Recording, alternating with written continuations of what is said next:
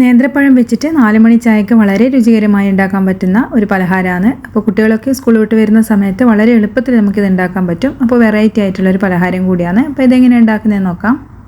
ഒരു പാനിലേക്ക് നെയ്യ് ഒഴിച്ചതിന് ശേഷം നമുക്ക് 1-2 പഴം നിങ്ങളുടെ ഇഷ്ടത്തിനനുസരിച്ച് എത്ര നെയ്ച്ചെടുക്കാം. ഇതുപോലെ നീളത്തിൽ നേറിങ്ങനെ ഒന്ന് സ്ലൈസ് ചെയ്തിട്ട് ഇട്ട് കൊടുക്കാം. അപ്പോൾ ചെറിയ ഫ്ലെയിമിലിട്ടിട്ട് നമ്മൾ പഴം വാട്ടുന്നില്ലേ, അതുപോലെ 2 ഭാഗവും ഒന്ന് ഗോൾഡൻ ടോൺ കളർ ആകുന്നത് വരെ ഒന്ന് ഇതുപോലെ ആക്കിയെടുക്കണം. അപ്പോൾ വേണമെങ്കിൽ ഇതിൻ്റെ മേലെ പഞ്ചസാര ഇട്ട് കൊടുക്കാം കേട്ടോ. ഇനി ഇതിനു വേണ്ടി നമുക്കൊരു ബാറ്റർ തയ്യാറാക്കണം. 2 ടേബിൾ സ്പൂൺ മൈദപ്പൊടിയിലേക്ക് പഞ്ചസാരയും അതുപോലെ ഒരു നുള്ളു ഉപ്പും ചേർത്ത് കൊടുക്കുന്നുണ്ട്. പിന്നെ കളറിന് വേണ്ടിയിട്ട് ഒരു നുള്ളു മഞ്ഞൾപ്പൊടിയും അതുപോലെ ഒരു മുട്ടയും ചേർത്ത് കൊടുക്കാം. അപ്പോൾ 2 പഴം എടുത്തിട്ടുണ്ടെങ്കിൽ 2 ടേബിൾ സ്പൂൺ മൈദപ്പൊടി എടുക്കണം. ഒന്നാണെങ്കിൽ നിങ്ങൾക്ക് 1 ടേബിൾ സ്പൂൺ മൈദപ്പൊടി മതിയാകും, മുട്ട 1 മതിയാകും, രണ്ടിനും കൂടി. അപ്പോൾ നമ്മൾ പഴം വാട്ടിയിട്ട് ഞാൻ സൈഡിലേക്ക് മാറ്റി വെച്ചിട്ടുണ്ട്. ഇനി നമുക്ക് ഇതിലേക്ക് 1/4 കപ്പ് പാലും കൂടിയും ചേർത്ത് കൊടുക്കാം. എന്നിട്ട് ഇത് നല്ലപോലെ ഒന്ന് മിക്സ് ചെയ്തെടുക്കണം.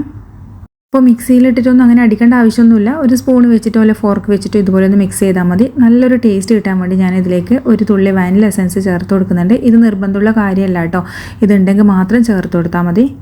ഇനി നമുക്ക് നേരത്തെ നമ്മൾ പഴം വാട്ടിയ സെയിം പാനിലേക്ക് തന്നെ കുറച്ചും കൂടി നെയ്യ് ഒഴിച്ചിട്ട് തയ്യാറാക്കി വെച്ച മാവിത ഇതുപോലെ ഒഴിച്ചിട്ടൊന്ന് ചുറ്റിച്ചു കൊടുക്കാം. അപ്പോൾ നേർങ്ങനെ ചെയ്ത് കൊടുക്കണം ഇത്. അപ്പോൾ ഒന്ന് ചുറ്റിച്ചു കൊടുത്തൊരു ദോശ പോലെ ആക്കിയെടുത്തതിന് ശേഷം നമ്മൾ വാട്ടി വെച്ച പഴം ഉണ്ടല്ലോ, അത് ഇതിൻ്റെ മേലെ ഇതുപോലെ ഒന്ന് നിരത്തിയിട്ട് കൊടുക്കണം. എന്നിട്ട് മൂടി വെച്ചിട്ട് ചെറിയ ഫ്ലെയിമിലിട്ടിട്ടൊന്ന് കുക്ക് ചെയ്യാം. ഒരു 1-2 മിനിറ്റ് കഴിഞ്ഞ ശേഷം ഇതിൻ്റെ മേലേക്ക് കുറച്ച് തേങ്ങ ചിരവിയതും കൂടി ഇതുപോലെ ഒന്ന് വിതറി കൊടുക്കണം. അപ്പോൾ ഈ മൈദേൻ്റെ ആ ഒരു ദോശ മാത്രമേ നമുക്ക് കുക്കാവാനുള്ളൂ. അപ്പോൾ ഒരു 2-3 മിനിറ്റും കൂടിയും കഴിഞ്ഞ ശേഷം ഇതുപോലെ നമുക്ക് ഒന്ന് റോൾ ചെയ്തെടുക്കാം. അതായത് ആ ദോശ ഒന്ന് റെഡി ആവണം. അപ്പോൾ അതിന് ശേഷം ഇതുപോലെ നമുക്കൊന്ന് റോൾ ചെയ്തെടുക്കാം. അപ്പോൾ വളരെ എളുപ്പത്തിൽ ഉണ്ടാക്കാൻ പറ്റുന്ന പലഹാരമാണ് കേട്ടോ. നമുക്കിതിനി ഒരു 2 സൈഡും ഒന്ന് അപ്പുറം ഒന്ന് തിരിച്ചിട്ടിട്ട് ഒന്ന് റോസ്റ്റ് ചെയ്തെടുത്തതിന് ശേഷം ഫ്ലെയിം ഓഫ് ആക്കിയിട്ടൊന്ന് പ്ലേറ്റിലേക്ക് മാറ്റി കൊടുത്തിട്ട് ഇതുപോലെ കട്ട് ചെയ്തിട്ടൊന്ന് സെർവ് ചെയ്യാം. അപ്പോൾ ഇതുപോലെ ആ ഒരു ഷേപ്പും ഇങ്ങനെയൊക്കെ കാണുമ്പോൾ കുട്ടികൾക്ക് കഴിക്കാനും നല്ല ഇഷ്ടമായിരിക്കും.